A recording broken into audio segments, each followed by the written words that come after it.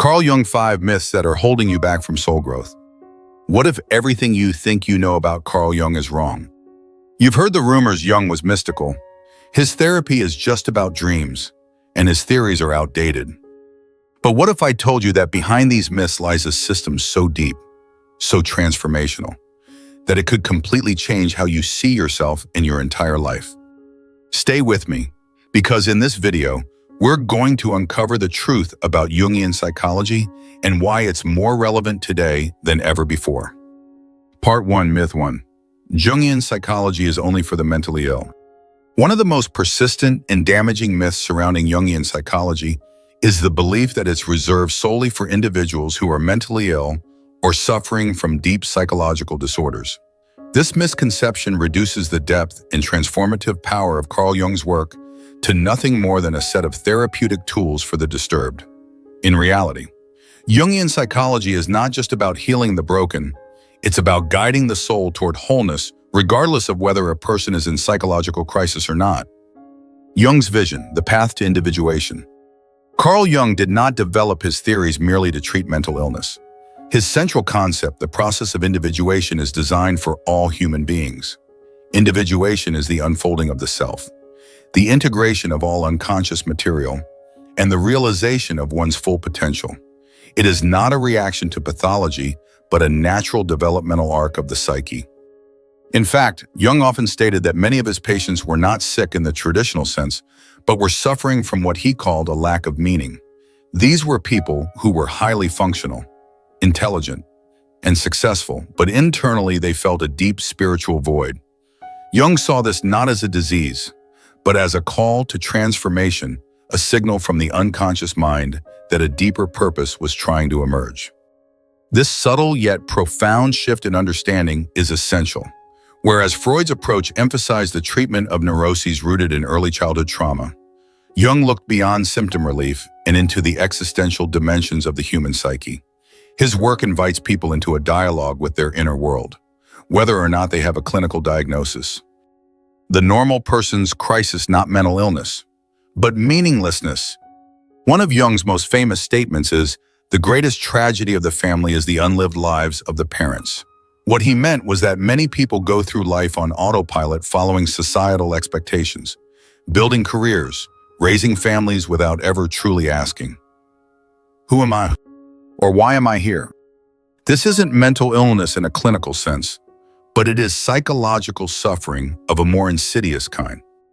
Jungian psychology speaks directly to this existential dissatisfaction. When we ignore the deeper layers of the psyche, our dreams, our symbols, our inner archetypes, we begin to feel fragmented, disconnected, and ultimately empty. Jung called this condition psychic entropy, where the individual is split between conflicting inner forces and lacks a unifying vision for life. In modern terms, this might show up as burnout, midlife crisis, or spiritual emptiness. These are not conditions that require medication or hospitalization, but they do demand inner work. Jungian analysis provides a map for this work, guiding individuals through their unconscious terrain to discover a sense of coherence and destiny. Therapy versus transformation, Jung's broader goal. Traditional therapy often seeks to fix a problem, reduce anxiety, resolve trauma, restore functionality. Jung's approach, however, was not just about returning people to a state of productivity, it was about transformation. He believed that the psyche contains all the elements necessary for healing, and that our job is not to suppress or eliminate symptoms, but to listen to them. This is why Jungian therapy includes dream work, active imagination, and symbolic analysis. These techniques are not tools to manage dysfunction. They are gateways to a more expansive self. Jungian psychology doesn't see symptoms as enemies, but as messengers, signals from the unconscious that something within us wants to be acknowledged and integrated. This is profoundly different from pathologizing human experiences. Feeling lost, questioning your purpose, or experiencing recurring dreams aren't necessarily signs of illness. In the Jungian framework, they're invitations to begin the journey of individuation, to explore what lies beneath the surface of our ego-driven lives. Jung's work with non-clinical individuals. A significant portion of Jung's work focused not on mentally ill patients but on thinkers, artists, and ordinary people navigating spiritual crises. His correspondence and case studies include philosophers, theologians, and individuals facing what we would now call midlife awakening or existential recalibration. These individuals weren't mentally ill, they were psychologically underdeveloped in certain aspects of the self. Jung even asserted that many neurotic conditions in modern individuals stem not from pathology, but from spiritual stagnation. He once wrote, "The neurosis is always a substitute for legitimate suffering." In other words, when we avoid life's deeper questions, we manifest symptoms that force us to confront them. But again, this is not illness, it's the soul's attempt to evolve. The role of the modern world in creating psychological distress. One reason this myth persists is due to the structure of modern society itself. The Western world emphasizes rationality, productivity, and external achievement. There's little room for introspection, symbolic meaning, or the development of soul. Jungian psychology disrupts this paradigm by suggesting that success, status, and outward normalcy are not indicators of inner health. In today's culture, seeking therapy is often seen as a sign of weakness. And Jungian work, because it goes so deep, is mistakenly lumped in with severe psychological disturbance. But in reality, much of what passes for normal in modern life is deeply neurotic. The constant chase for validation, the avoidance of emotional pain, the addiction to distraction, these are societal norms. But from a Jungian perspective, they are symptoms of spiritual crisis. By reframing psychological development as an essential part of human growth, not just a response to illness, Jungian psychology helps people reclaim their inner world without shame. Case example, the successful professional in crisis. Imagine a 40-year-old executive who has achieved everything society told him to pursue: wealth, recognition, power, but wakes up each morning with a gnawing emptiness. He begins having vivid dreams of drowning or wandering in a desert. On the surface, he is not mentally ill. He functions well, has no history of trauma, and leads a structured life. However, from a Jungian perspective, this man is in the early stages of an individuation crisis. His ego identity has outlived its usefulness, and the unconscious is sending messages through dreams, anxiety, and discontent. He doesn't need medication, he needs meaning. Jungian analysis would guide him not toward fixing the problem, but toward understanding the symbolic nature of his inner distress. By engaging with the dream material, exploring forgotten parts of himself, and facing his shadow, this man might discover a new path that honors both his outer life and inner truth. This is the power of Jungian psychology. It transforms rather than treats. Jungian tools for the everyday person. You don't need to be in crisis to benefit from Jungian tools. Practices like dream journaling, active imagination, and shadow work are accessible to anyone seeking a deeper understanding of themselves. These are not clinical interventions, they are tools for inner alignment. Jung often emphasized that modern people are spiritually starved, not mentally broken. His psychology is a remedy not just for breakdown, but for stagnation. It's for the artist facing a creative block, the parent struggling with identity, the young adult yearning for purpose. It is for you and me. To study Jung is to believe that the unconscious mind holds wisdom that can guide us not just out of illness, but into fullness. Part 2. Myth 2: The shadow is evil and must be suppressed. Among all the concepts Carl Jung introduced, none is more misunderstood or more feared than the shadow. In popular culture, the shadow is often reduced to a caricature of the dark side of human nature, a repository of evil thoughts and unacceptable impulses.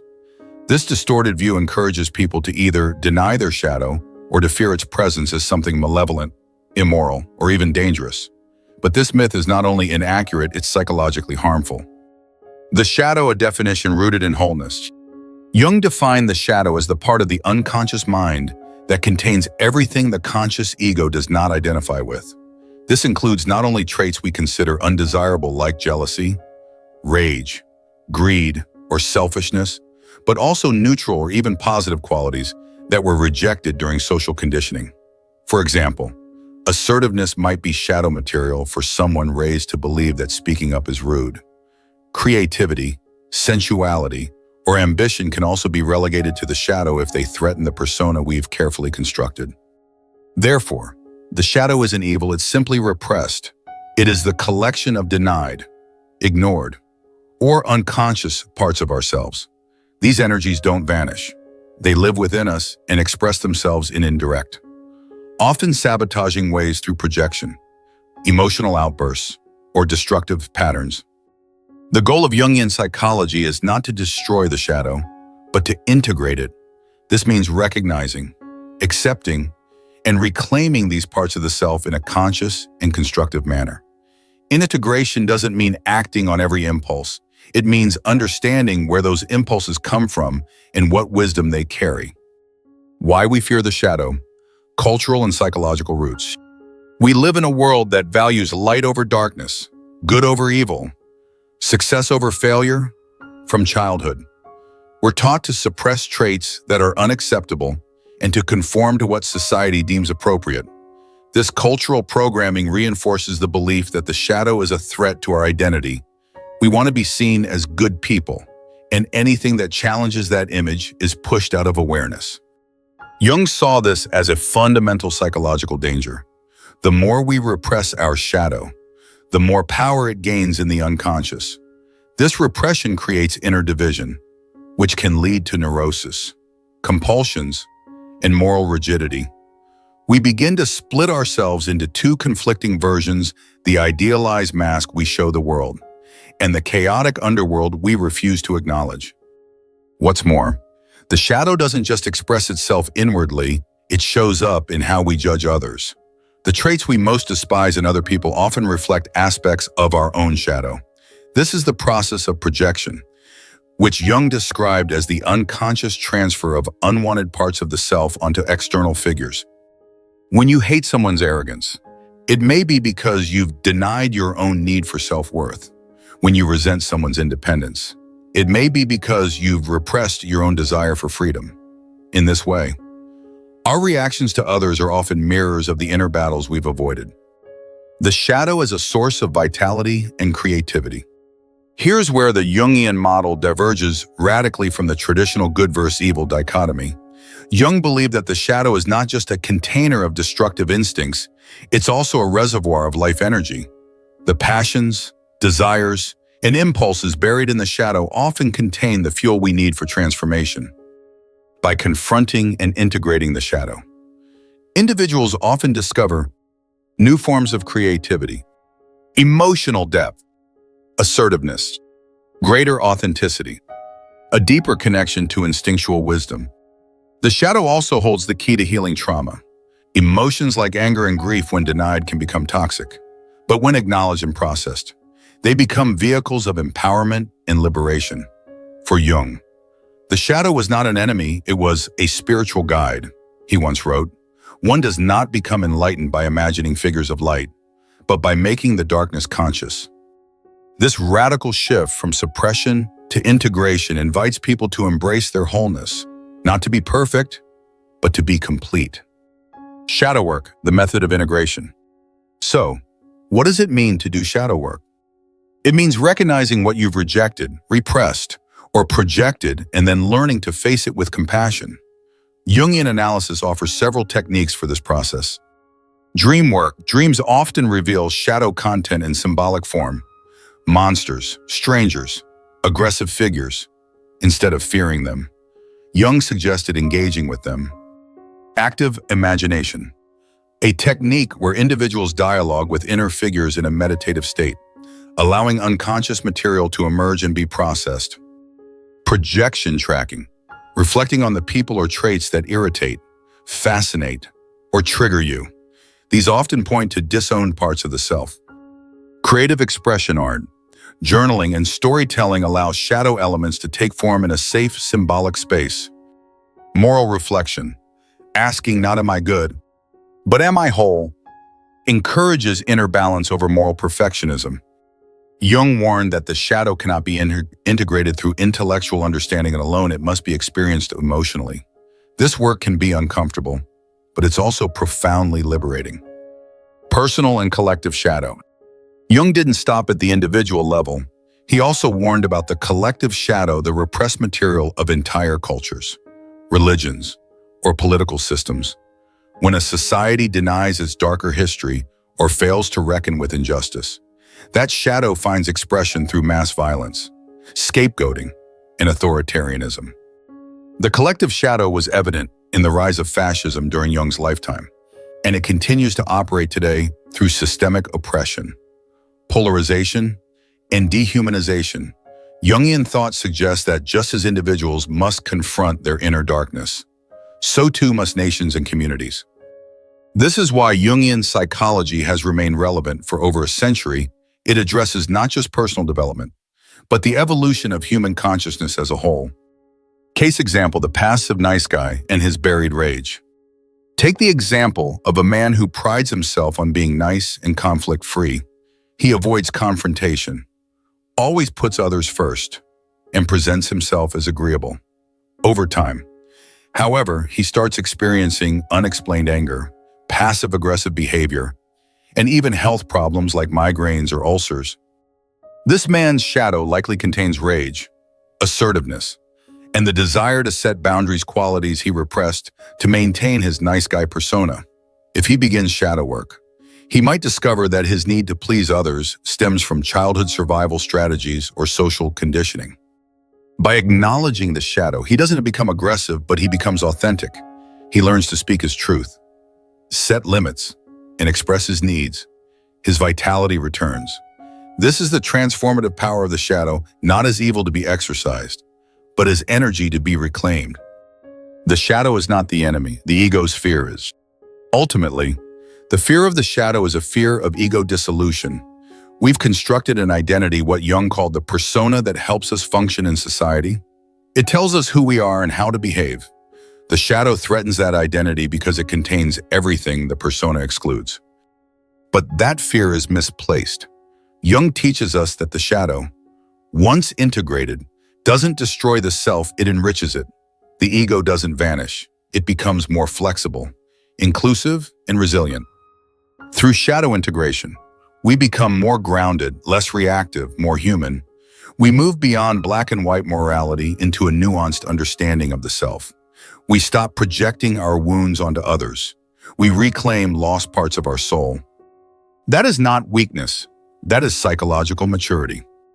Part 3. Myth 3: archetypes are just outdated symbols. At first glance, the concept of archetypes in Jungian psychology can appear abstract, esoteric, or even outdated, reminiscent of ancient myths and fairy tales with little relevance to modern life. Many people dismiss archetypes as symbolic leftovers from humanity's primitive past, with no functional purpose in our fast-paced, scientifically driven world. This misconception couldn't be further from the truth.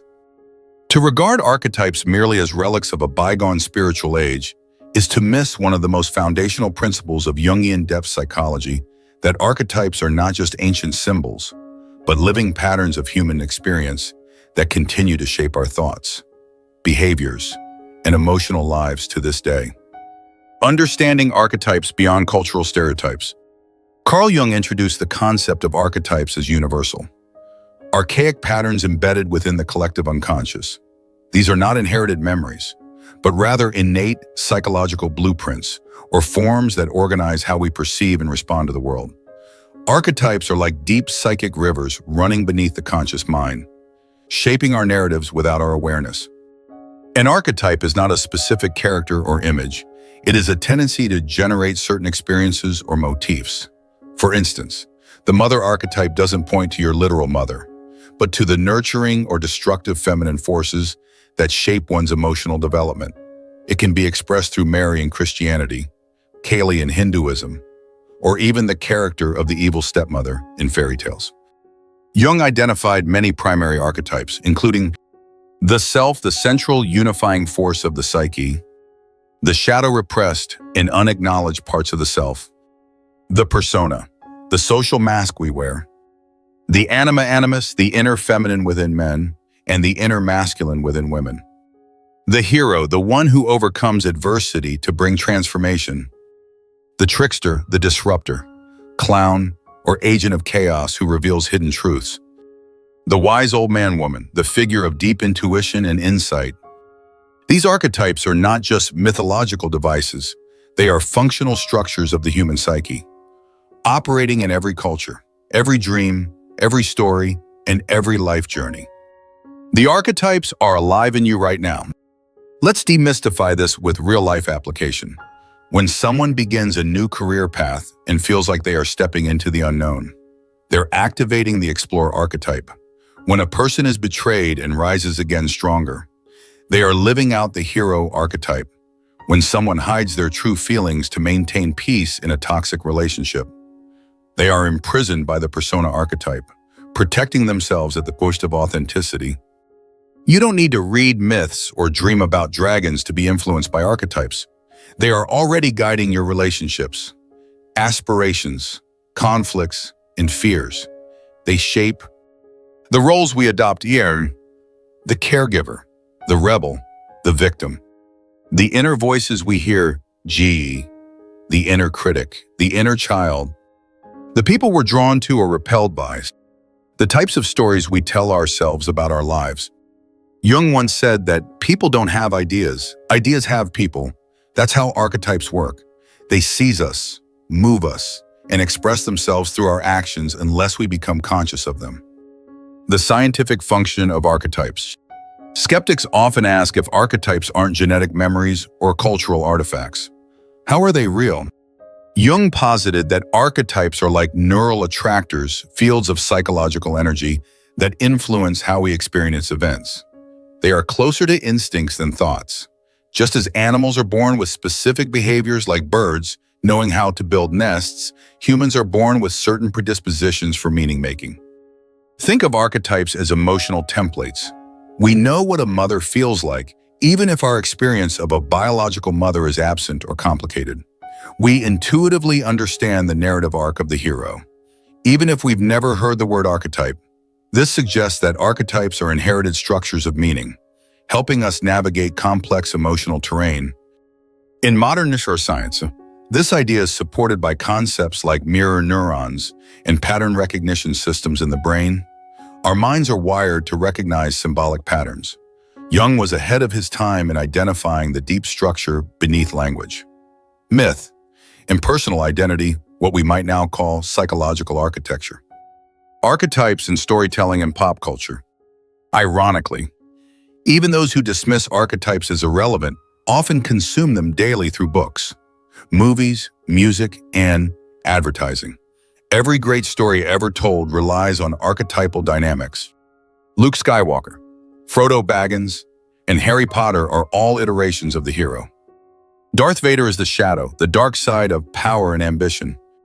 Dumbledore, Gandalf, and Obi-Wan represent the wise old man. Disney's countless evil stepmothers reflect the dark mother archetype. The Joker, Loki, and Jack Sparrow embody the trickster, chaotic, unpredictable, but revealing. These archetypal roles resonate with millions not because they are cliches, but because they mirror something eternal in the human psyche. When we watch these characters, we're not just being entertained, we're watching ourselves from a symbolic perspective. Even marketers use archetypes to brand products. Apple as the rebel, think different. Nike as the hero overcoming obstacles. Dove as the caregiver nurturing beauty. Tesla as the magician, transforming the future. Archetypes are not old myths. They are universal languages of the soul still shaping 21st century culture. Archetypes in therapy and inner work. One of the most powerful uses of archetypes is in therapeutic settings. Jungian analysis helps clients identify which archetypes dominate their lives and which ones they've repressed or underdeveloped. For example, someone stuck in perpetual service to others may be trapped in the martyr or caretaker archetype, avoiding their own needs. A person obsessed with control may be over-identifying with the ruler archetype, repressing vulnerability. A woman who struggles with relationships may have an unintegrated animus projecting her inner masculine onto partners. Through dream work, creative exercises, and symbolic exploration, individuals can begin to balance their inner archetypes, expanding their emotional range and freeing themselves from unconscious patterns. This process leads to the emergence of the self Jung's highest archetype, representing integration, wholeness, and the unification of opposites. Archetypes in the individuation journey. Archetypes play a central role in the process of individuation, the journey of becoming a whole. Unified self, in this context, they serve as stages of development, inner guides, and gatekeepers of transformation. The journey often begins with the call to adventure the hero. Encounters with fear, temptation, or betrayal often summon the shadow. A crisis or turning point may reveal the wise mentor. Integration of inner opposites, anima. Animus leads to deeper awareness. At the climax, the self emerges not as perfection, but as inner harmony. This structure mirrors Joseph Campbell's hero's journey, which is essentially a Jungian template. Whether we're aware of it or not, we all live through these cycles repeatedly: career changes, relationships, grief, spiritual awakening. The archetypes frame our transformation. A case example: the woman haunted by the eternal child. A 35-year-old woman comes to therapy feeling stuck. She has many talents, but she can't commit to a career. She avoids responsibility, drifts in relationships, and feels resentful of anyone who tries to give her direction. Despite her intelligence, she keeps sabotaging her growth. Through Jungian analysis, it becomes clear that she is dominated by the pure Eternus archetype, the eternal child. This archetype embodies eternal youth, spontaneity, and creativity, but also fear of adulthood, fear of limitation, and emotional dependency. This is not a disorder, it's an archetypal imbalance. The woman needs to integrate the adult archetype to counterbalance her pure energy. This might involve confronting her fears of failure, embracing structure, and grieving the loss of childhood idealism. By working symbolically with this archetype, she doesn't get cured, she grows up psychologically. She discovers new levels of discipline, courage, and grounded creativity. Her archetype doesn't disappear, it becomes conscious, allowing her to choose when and how to embody it.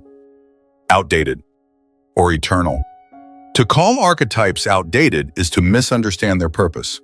Archetypes aren't relics, they're foundations. Just as architecture still relies on geometry, and music still follows rhythm, the human psyche still organizes itself around symbolic patterns.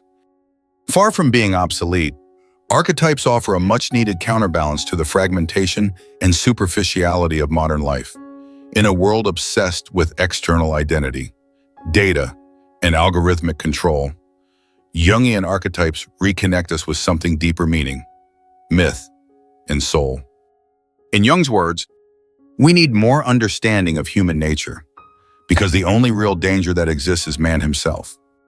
Archetypes help us understand ourselves not in parts, but as wholes. Part 4. Myth 4: Jungian therapy is just dream analysis. One of the most widespread and misleading assumptions about Jungian therapy is that it revolves solely around dream interpretation. While dreams are a vital and powerful element within Jung's framework, reducing Jungian therapy to dream decoding alone is like saying architecture is just about bricks. It ignores the structure, the form, and the purpose behind the practice. This myth not only diminishes the scope of Jungian psychology, but also deters many who could benefit from its comprehensive tools for inner development. To understand the full breadth of Jungian therapy, we need to explore the multi-layered processes it involves, all of which aim toward one central goal: individuation, the realization of the whole self. Dream analysis: a gateway, not the destination. Yes, Jung placed profound importance on dreams. To him, dreams were the royal road to the unconscious, a natural expression of the psyche that bypasses ego filters. He believed that dreams could reveal conflicts, unresolved trauma, archetypal symbols, and hidden desires. However, dream analysis in Jungian therapy is never about simplistic interpretation or fortune-telling. Dreams in Jungian work are approached symbolically, not literally. If you dream of a lion, it doesn't necessarily mean danger. It might symbolize courage, repressed aggression, divine power, or even the self-archetype, depending on your personal associations, cultural background, and emotional reaction to the dream. Jungian analysts are trained to avoid prescriptive meanings and instead guide the dreamer to dialogue with their own symbols. But again, dream work is only one path into the unconscious. The journey of healing and self-integration in Jungian therapy includes many other techniques, each with its own depth and purpose. Active imagination, entering the unconscious consciously. Arguably, one of the most unique contributions Jung made to psychology was the method of active imagination. This process allows clients to intentionally engage with unconscious material images, feelings, and inner figures in a semi-meditative, conscious state. Rather than just analyzing a dream after waking, active imagination invites you to revisit it while awake, interact with the characters, and explore what they want, need, or represent. For example, if you dreamed of a hostile figure, you might sit in a quiet space and ask that figure questions. Why are you here? What do you want from me? What part of me do you represent? This is not fantasy or daydreaming. It's psycho-spiritual dialogue with the unconscious. Jung used this method himself, most famously in his Red Book, where he recorded his own active imagination journeys into mythic realms of the psyche. Active imagination gives voice to parts of ourselves that language alone can't reach. It's particularly useful when rational reflection fails, and it can uncover rich emotional insights that conventional talk therapy might miss. Symbol amplification, deepening the archetypal context.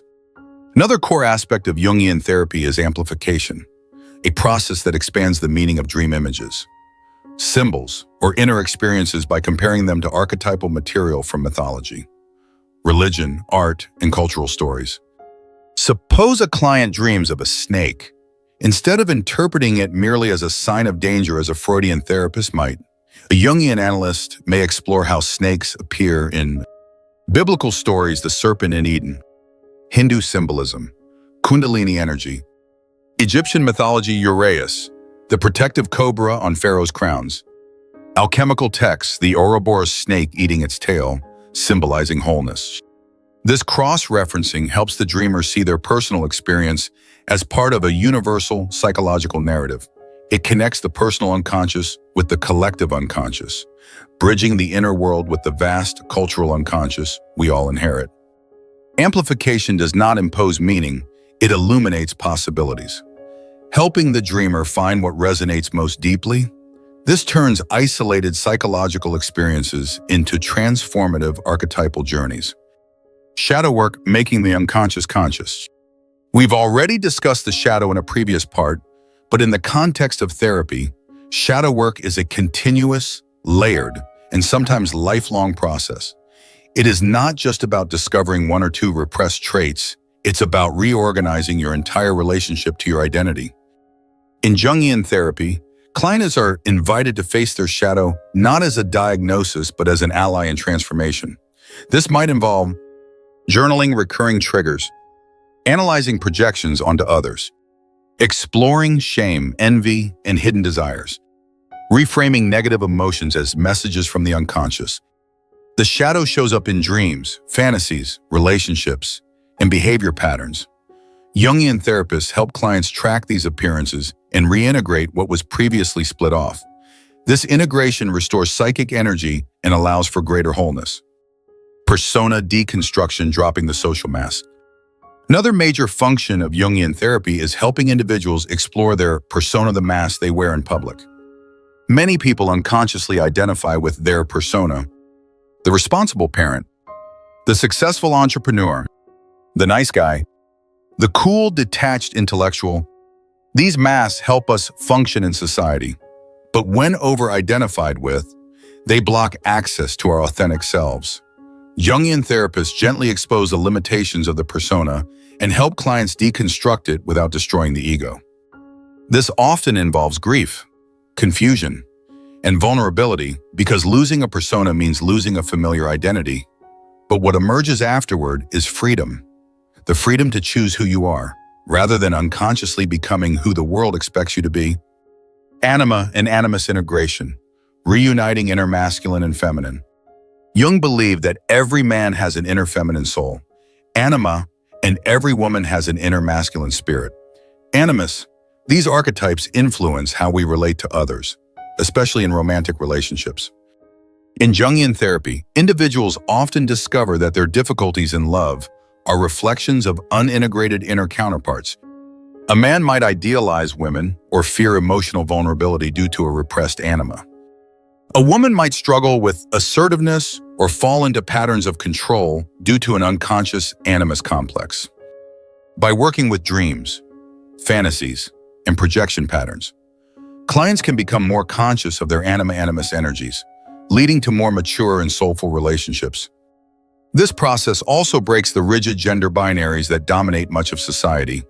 It encourages emotional depth in men, empowerment in women, and a fuller integration of both poles of the psyche in everyone. Working with complexes, healing inner conflict. Jungian therapy also focuses deeply on complexes, emotionally charged clusters of thoughts, feelings, memories, and behaviors. A complex is like a mini personality living inside you, with its own agenda and energy. Examples include the inferiority complex, a persistent belief in one's unworthiness. The mother complex over attachment or rebellion against maternal figures. The savior complex, the compulsive need to rescue others. Jung emphasized that everyone has complexes and that becoming conscious of them is the path to freedom. Jungian therapy doesn't aim to erase complexes but to relate to them differently, loosening their grip on behavior and identity. This makes it possible to respond rather than react, to live from the center rather than from old emotional patterns. The role of the therapist. Unlike many modern therapies that focus on problem solving, Jungian analysts don't position themselves as fixers. They act as midwives of the soul guides who hold space for the emergence of inner truth. The therapeutic relationship is not built around curing a diagnosis. It's about helping the client form a relationship with the unconscious self.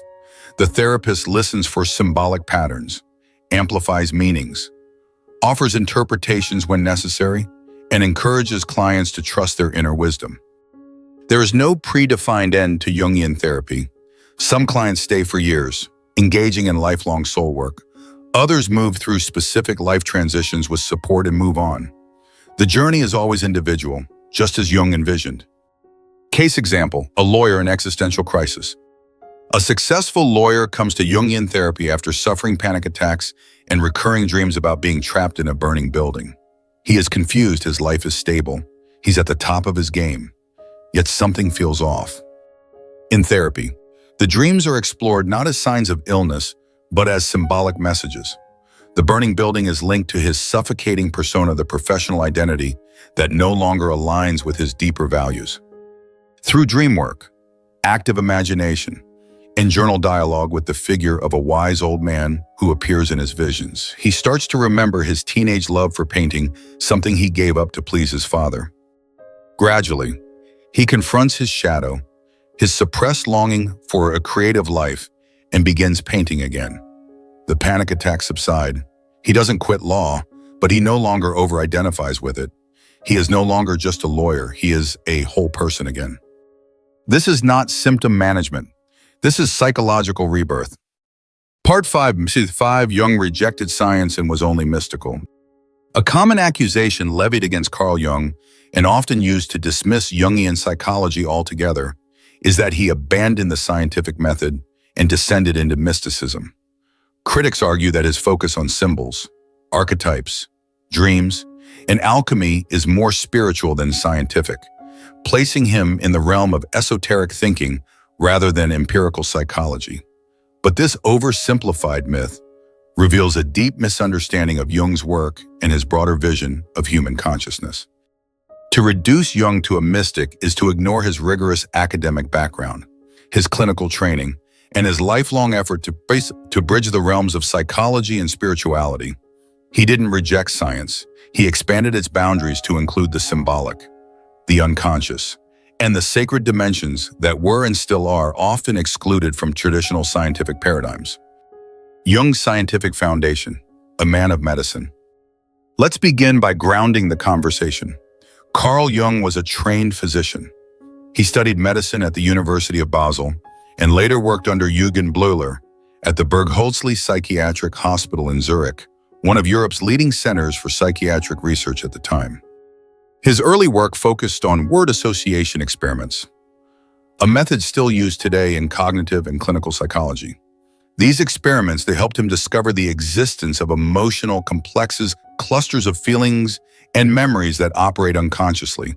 His conclusions were based on observable data changes in reaction time, galvanic skin response, and other measurable physiological effects. In fact, Jung's empirical studies contributed to early psychophysiological research, and his findings were presented at scientific congresses across Europe. He was not only part of the scientific community, he was respected within it. The break with Freud, not because of mysticism, but vision. Jung's eventual break with Sigmund Freud is often portrayed as a descent into mysticism. But it was in fact a philosophical divergence on the nature of the unconscious. Freud viewed the unconscious primarily as a reservoir of repressed sexual and aggressive drives. Jung, through his clinical work and introspection, saw the unconscious as something far more expansive, a dynamic realm filled not just with repressed material, but with creative, symbolic, and even transcendent content. While Freud reduced dreams to wish fulfillment in symbolic disguises of repressed impulses, Jung saw dreams as spontaneous messages from the unconscious attempting to guide the individual toward wholeness. This difference wasn't mystical, it was conceptual. Jung believed that a full psychology of the human being must account for spiritual experience, cultural mythology, and the symbolic nature of the psyche. His split from Freud wasn't because he left science, but because he refused to let materialism define the limits of psychological inquiry. Psychology and the symbolic life. Jung insisted that psychology, to be complete, must address the symbolic dimension of human life. He saw symbols not as illusions, but as expressions of deep inner truths, religious images, mythic narratives, dreams, and archetypes were all understood as manifestations of unconscious processes. This is where people confuse Jung's white symbolic language with mysticism. Jung did not claim that gods, angels, or demons existed in the external world. Instead, he argued that they exist psychologically as archetypal forces within the human mind. For example, Satan is a projection of the shadow, the denied aspects of the psyche. The hero myth is a symbolic map of ego development. The mother goddess archetype is the inner source of nurture and destruction. In this way, Jung was neither religious nor anti-religious.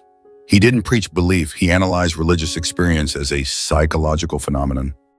This nuanced view allowed Jungian psychology to speak to atheists, spiritual seekers, agnostics, and traditional believers alike. Jung's interest in the symbolic wasn't mystical, it was hermeneutic. He sought meaning, not magic. Jung and alchemy, a psychological metaphor, not a literal belief.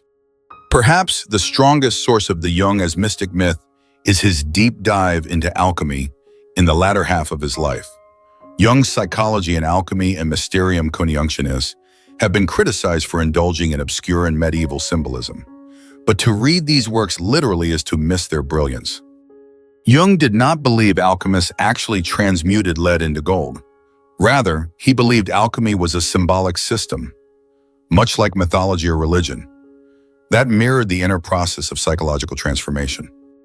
In the alchemical opus, the magnum opus, we see stages like Negredo, blackening, symbol of dissolution, depression, the death of the ego. Albedo, whitening, emergence of clarity, purification of the self. Rubedo, reddening, rebirth, integration of opposites. Arrival at wholeness. Jung recognized that these processes mirrored the individuation journey. The alchemists, unconsciously projecting their psychological experiences onto physical matter, had created a symbolic language of inner transformation. By studying alchemy, Jung wasn't becoming a mystic, he was uncovering a forgotten psychological map encoded in symbolic tradition. His method was closer to that of an anthropologist than a mystic. He read the unconscious through symbols, the way a scientist reads patterns in data. Synchronicity, Jung's most controversial idea. Jung's concept of synchronicity, the meaningful coincidence of inner states and outer events, is often cited as proof that he had left scientific thinking behind. But even here, Jung was not abandoning science, he was questioning its limits. He noticed that people often experienced highly improbable coincidences during emotionally charged moments, like thinking of a long-lost friend just before they call, or having a dream that later seems to predict a real event, rather than dismiss these as random. Jung posited that there might be a different form of order and a causal connecting principle at work. This wasn't superstition, it was an attempt to expand the definition of causality in science. Jung collaborated with physicist Wolfgang Pauli, a Nobel Prize winner, to explore the intersections between quantum physics and the psyche. They speculated that the psyche and matter might not be separate entities, but interwoven at a deeper level of reality. Jung never claimed to have proven synchronicity scientifically, but he challenged psychology to consider meaning as a form of order, not just mechanics.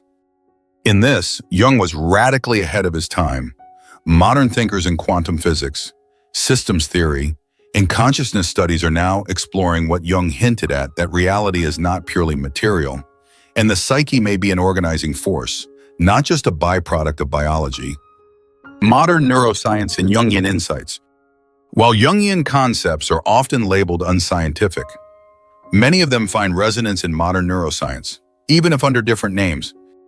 The default mode network, associated with self-reflection and identity, aligns with Jung's interest in ego structures.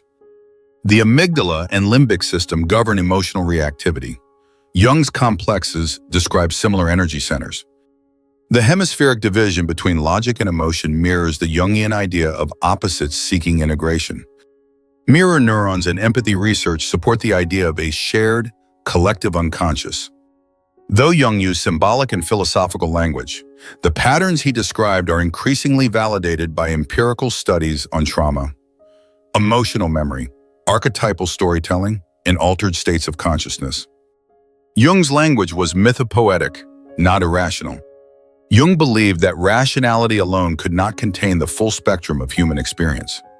He didn't abandon reason, he supplemented it with symbolic thought.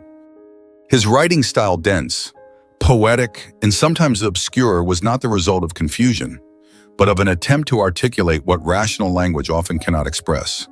The psyche does not always speak in logic, it speaks in images, paradoxes, and dreams. To call this unscientific is to conflate science with reductionism. Jung practiced a symbolic science, rooted in observation, pattern recognition, and meaning-making. His data came not just from experiments, but from dreams, myths, rituals, and personal transformation. Case example, a spiritual crisis misunderstood as psychosis. Consider a young man who comes to therapy experiencing visions of light, feelings of universal love, and an overwhelming sense of interconnectedness. He is terrified, fearing he's going insane. He's diagnosed with bipolar disorder and placed on medication. But under Jungian care, the therapist explores the symbolic meaning of the experience through journaling, dream work, and grounding practices. The young man comes to understand his experience not as madness, but as a spontaneous spiritual awakening, a confrontation with the self. He learns to stabilize the energy, integrate the insights, and emerge more whole. What was once viewed as a breakdown becomes a breakthrough.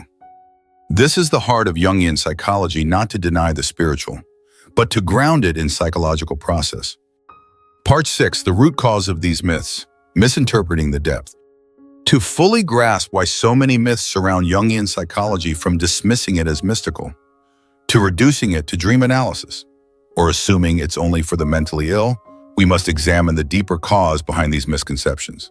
It isn't just a matter of misunderstanding concepts or cherry-picking quotes. The root issue lies in a cultural and psychological inability to tolerate depth. Modern society is structured around speed, surface, and productivity. Our educational systems favor memorization over introspection.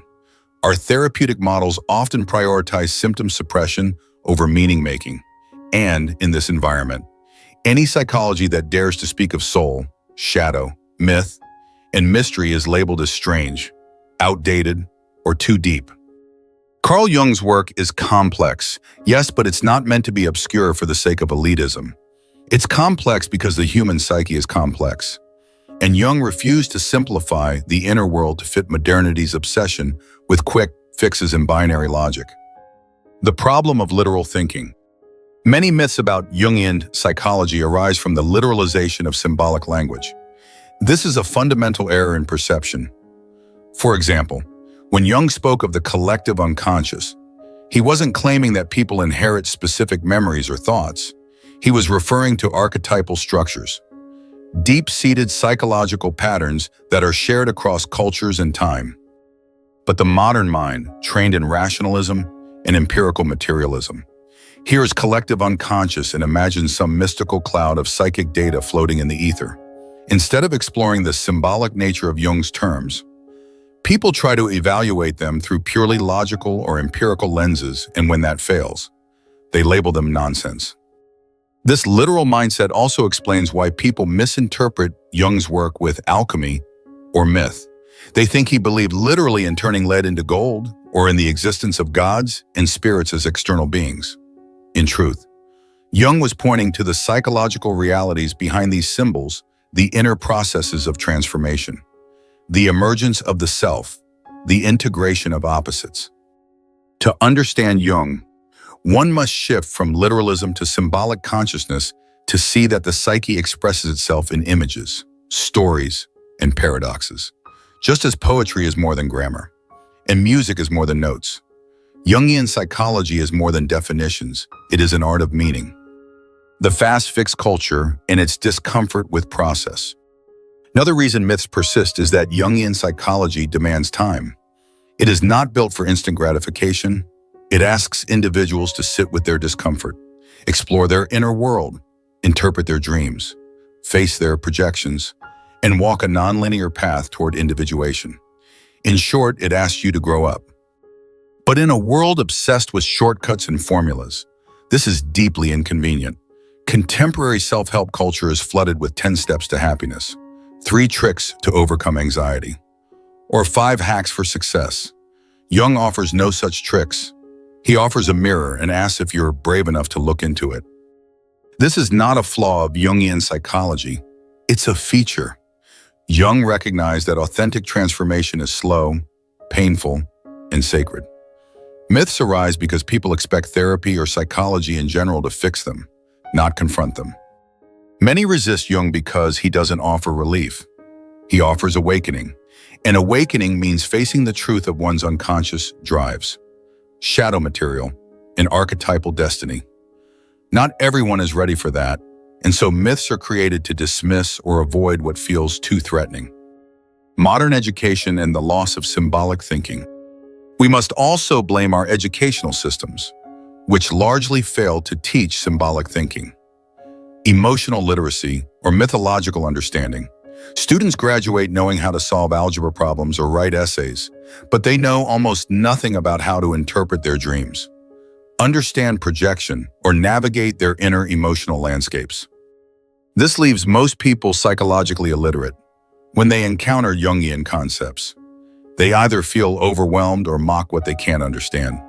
This ignorance breeds myths. Shadow work is satanic. Archetypes are just stereotypes. Jungian therapy is outdated. But none of these statements come from careful study or lived experience. They are products of a culture that elevates outer knowledge over inner wisdom. Jung once said, people will do anything, no matter how absurd, to avoid facing their own souls. And the avoidance of soul is precisely what fuels the myths that cloud his legacy. Misuse of Jung in pop culture and internet psychology. Ironically, Jung's popularity in online spaces has also contributed to the rise of myths. Jungian terms like shadow work, ego death, archetypes, and individuation are now scattered across social media platforms used freely by life coaches, influencers, and even meme pages. While this has helped spread awareness of Jungian ideas, it has also led to massive misinterpretation and dilution. Complex psychological concepts are reduced to Instagram quotes or TikTok trends. Shadow work is treated as journaling about your bad habits. Ego death is misused to describe any moment of embarrassment, and individuation becomes a buzzword for self-improvement. This superficial use of deep concepts reinforces the myth that Jungian psychology is vague or mystical. In reality, it is precise, experiential, and rooted in depth. But when it's trivialized, misunderstood, and misapplied, it becomes easy to reject. The academic split, rationalism versus depth psychology. In the academic world, psychology has long been divided between quantitative and qualitative traditions. Mainstream psychology, especially in the US, leans heavily on behaviorism, cognitive science, and neuroscience. These disciplines prioritize observable behavior, measurable outcomes, and lab-based experiments. Jungian psychology, in contrast, deals with subjective experience, symbolism, and transformation. It doesn't dismiss data, but it questions what counts as valid data.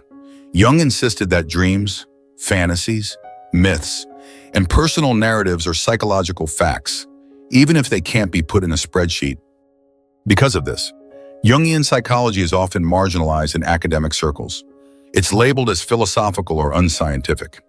And entire generations of psychologists are trained without ever reading Jung's primary works. This institutional neglect reinforces public myths if the universities don't teach it. It must not be real. But in reality, the problem is not Jung.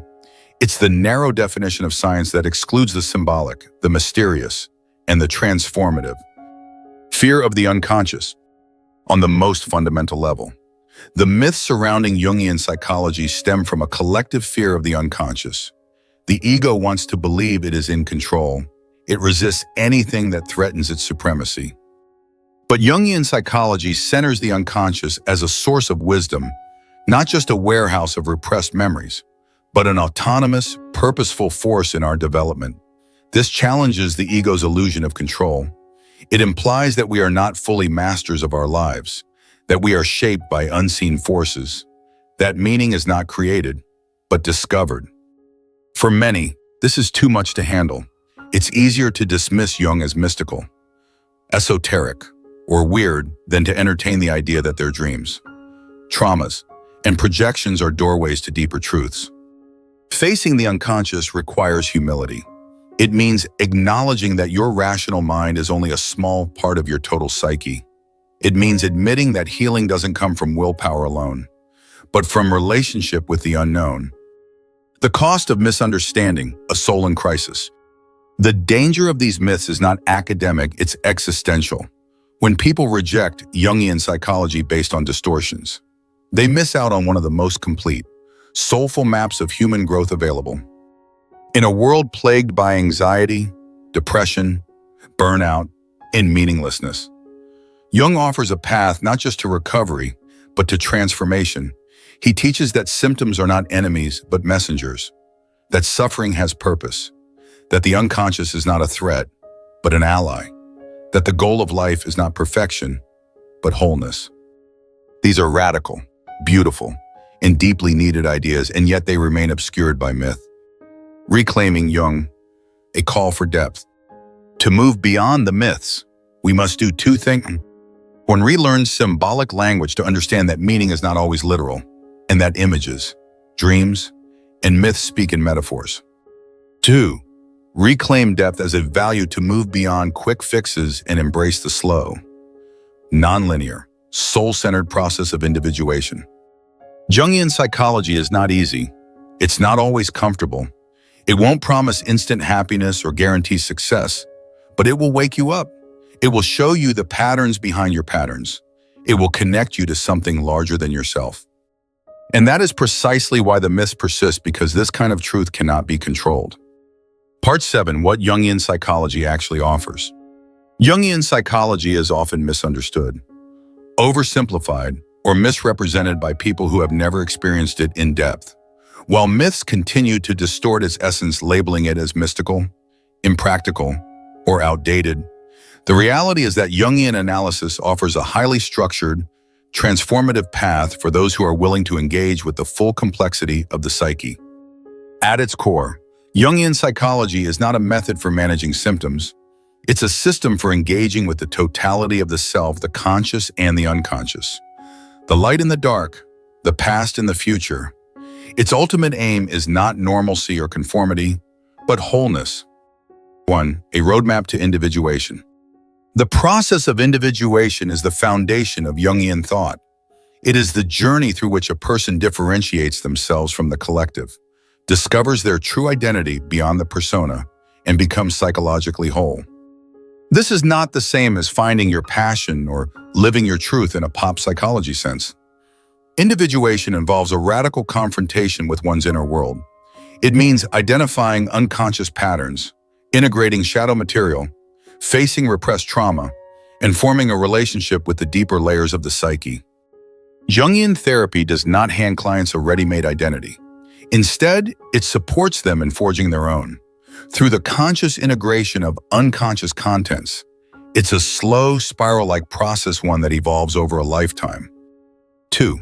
Healing through symbolic awareness. Modern psychology tends to treat emotions and thoughts as data to be analyzed or optimized.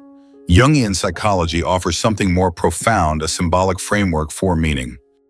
When a person dreams of a house, Jung doesn't ask, what happened in that house? But rather, what does the house represent in the architecture of your psyche? Is it your foundation? Your boundaries? Your inner family? Jungian therapy teaches clients to listen to the unconscious through symbols, not to decode them like puzzles, but to enter into relationship with them.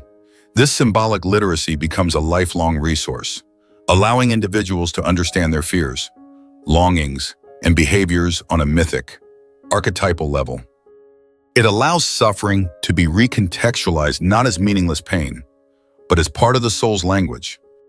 3. Development of a mature ego. Unlike ego-centered systems that either inflate or destroy the ego, Jungian psychology encourages the strengthening and maturing of the ego while keeping it in proper relationship with the self. The ego is necessary. It gives us structure, boundaries, and identity, but when it becomes too dominant, we become rigid, disconnected, and controlling. When it's too weak, we become overwhelmed by unconscious forces. Jungian work helps individuals cultivate an ego that is strong but humble, stable but flexible. It can hold opposing emotions without collapse. It can interact with the unconscious without being overtaken. This balance is what allows a person to be psychologically resilient. In short, Jungian psychology is not anti-ego, it's pro-integration, or shadow integration as emotional liberation. Whereas most therapeutic systems focus on eliminating negative thoughts or behaviors, Jungian psychology seeks to integrate what is rejected. Shadow work is not about fixing your flaws, it's about discovering the gold hidden in the darkness. A person who represses anger may also repress assertiveness. Someone who hides their jealousy may also hide their ambition.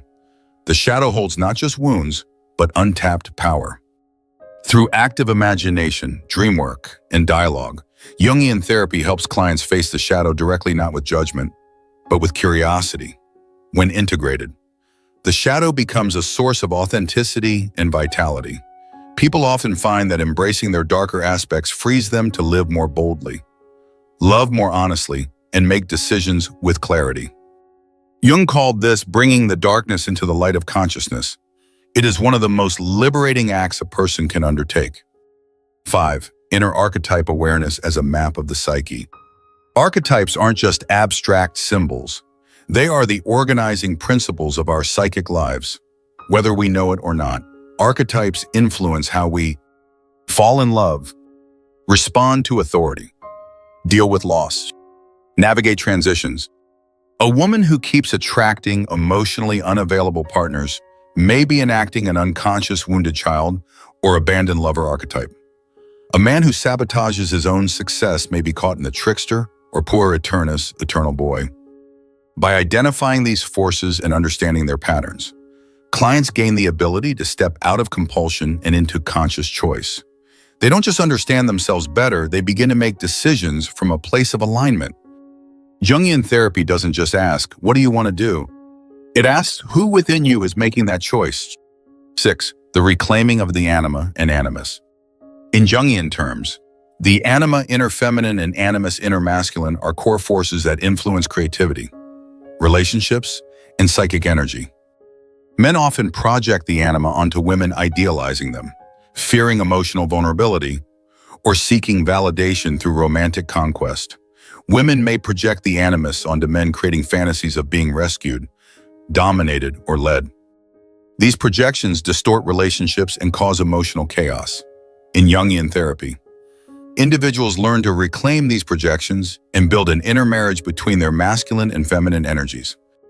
This results in emotional maturity, creative inspiration, and a sense of inner balance. One becomes whole not by merging with another, but by unifying inner opposites. 7. Spiritual development without dogma. Unlike religions that demand belief or submission, Jungian psychology invites spiritual exploration through experience. Jung himself was deeply interested in mysticism, alchemy, Gnosticism, and Eastern philosophy, not to preach them, but to understand the psychological truth behind spiritual symbols. This makes Jungian psychology a safe space for people who are disillusioned with organized religion, spiritually curious but not committed to a tradition, recovering from religious trauma, seeking connection with the sacred on their own terms. Through symbol amplification, active imagination, and inner journeying, Jungian therapy provides tools for soul-centered growth without requiring belief in any particular system. It offers not dogma, but dialogue with the divine within. 8. Dream work that unlocks the inner narrative. Unlike behaviorist psychology, which often views dreams as irrelevant, or Freudian analysis, which reduces dreams to wish fulfillment, Jung viewed dreams as essential narratives of the soul. Every night, the unconscious offers messages, images, and scenarios that reveal what the conscious mind cannot see. Dreams often compensate for conscious imbalances, reveal emerging potentials, warn against harmful paths, present shadow figures, or lost parts of the self. In Jungian therapy, dream work is not about decoding symbols, but about experiencing them emotionally.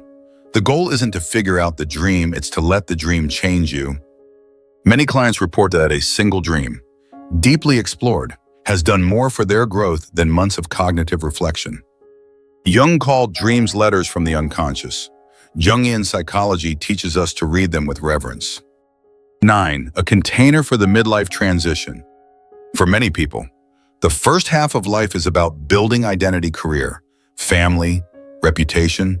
But in the second half, those external goals no longer satisfy. This is the midlife transition, often accompanied by depression, restlessness, or spiritual crisis. Jungian psychology specializes in navigating this terrain.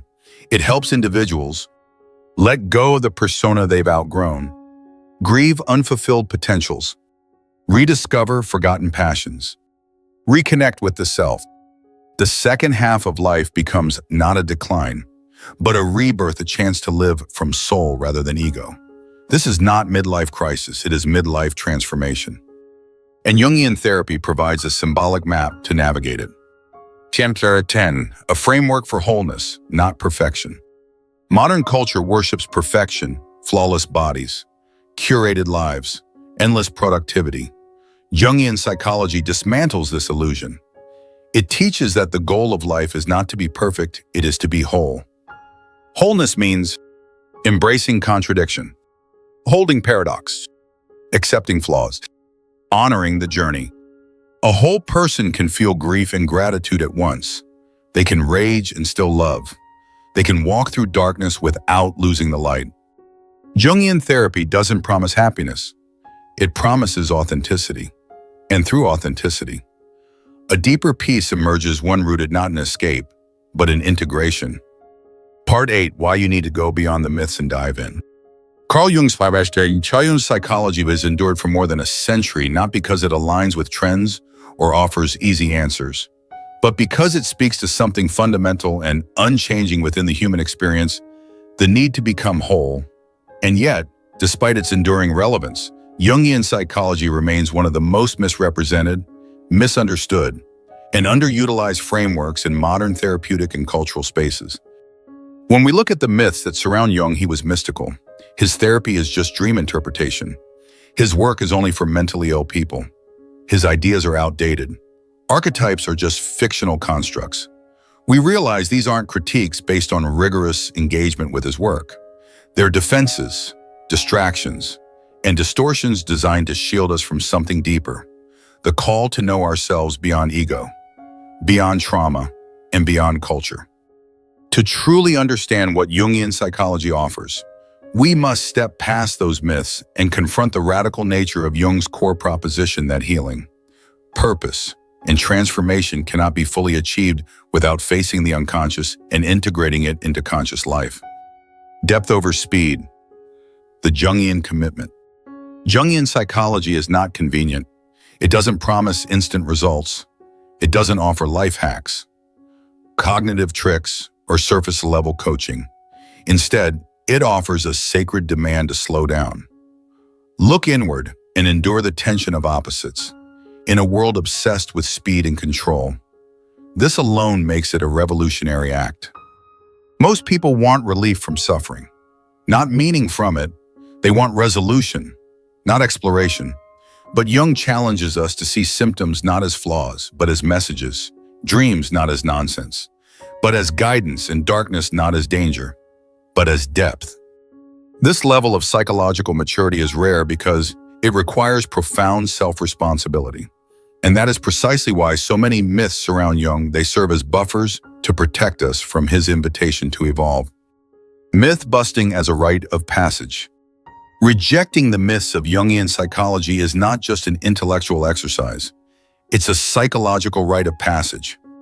When you stop believing that shadow work is dangerous, you become willing to face what you've repressed. When you stop believing dreams are meaningless, you begin to listen to your own unconscious. When you stop dismissing archetypes as fantasy, you begin to recognize the timeless patterns shaping your identity. When you stop thinking therapy is only for the ill, you start valuing inner development as a birthright. And when you stop fearing complexity, you gain access to the richness of your own symbolic life. Each myth you discard brings you closer to an inner reality that is bigger than your conditioning. And that process is inherently transformational. Wholeness requires discomfort. A major reason these myths persist is because Jungian psychology does not coddle the ego. It does not pamper your need for certainty or control. It introduces ambiguity, paradox, and the unknown. It invites you to sit in tension rather than resolve it. This discomfort is intentional. Jung called this space the transcendent function, the psychological mechanism that arises when two opposing truths are held in awareness without collapsing into one-sidedness. Over time, this holding gives birth to a third way anew, integrated insight that neither polarity could reach alone. In Jungian therapy, you might explore your deepest longing and your greatest fear in the same session. How your goodness hides your rage. How your strength masks a terrified inner child. How your wounds are also your wisdom. To engage with these contradictions is to grow the container of the self. This is not coping. This is transformation. Self-discovery is not self-improvement. Another reason Jungian psychology is often rejected is that it doesn't serve the ego-driven self-improvement agenda.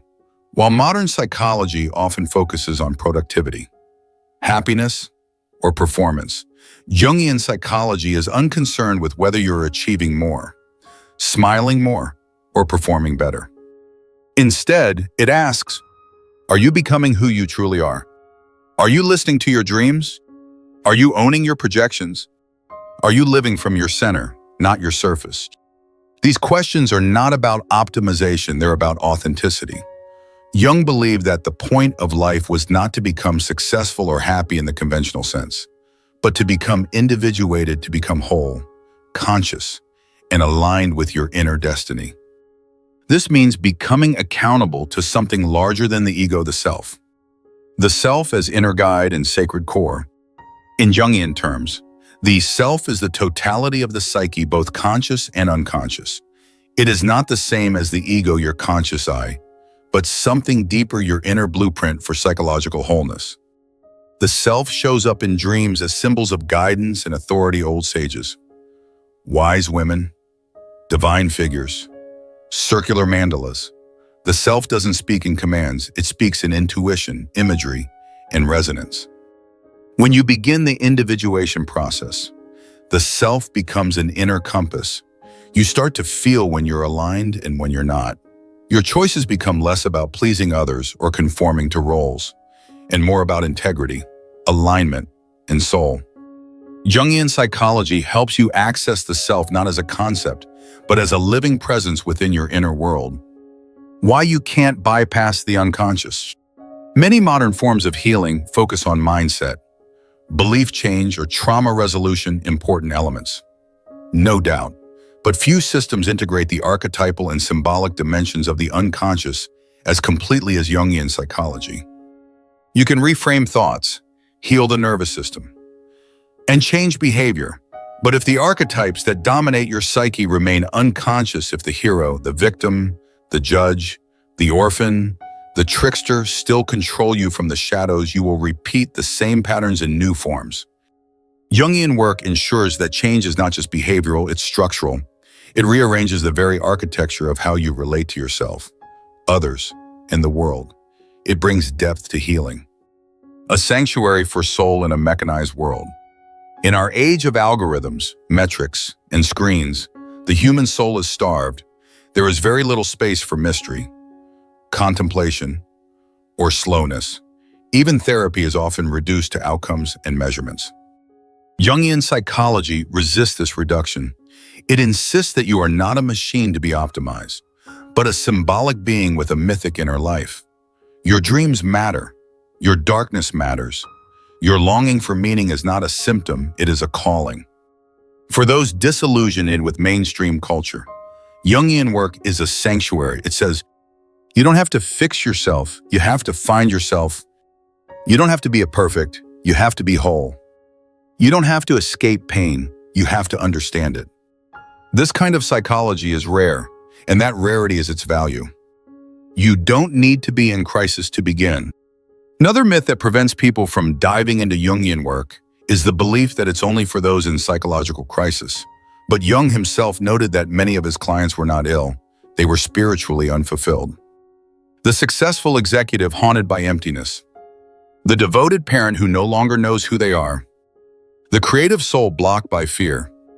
The spiritual seeker lost in disconnection. These are not illnesses. They are signs that the ego's old strategies are no longer sufficient. They are invitations to begin the journey inward. You don't need a diagnosis to seek depth. You just need the courage to ask the right questions and stay with them until the soul responds. The real cost of avoiding depth. The myths that distort Jung's legacy may seem harmless on the surface, but collectively, they contribute to a culture of avoidance. We avoid our shadow, so we project it onto others. We avoid our dreams, so we lose our compass. We avoid our soul, so we become anxious, numb, or addicted. We avoid the unconscious, so it controls us from behind the scenes. The cost is not just individual, it's cultural, it's spiritual. It shows up in broken relationships, empty achievements, and a collective inability to feel meaningfully connected to life. Jungian psychology doesn't cause these problems, but it names them. It offers a language, a map, and a method to reclaim what's been lost. This work is not for everyone, and that's okay. Jungian psychology is not easy. It's not fast. It's not fashionable. It requires patience, symbolic intelligence, emotional honesty, and the willingness to be transformed. Not everyone is ready for that.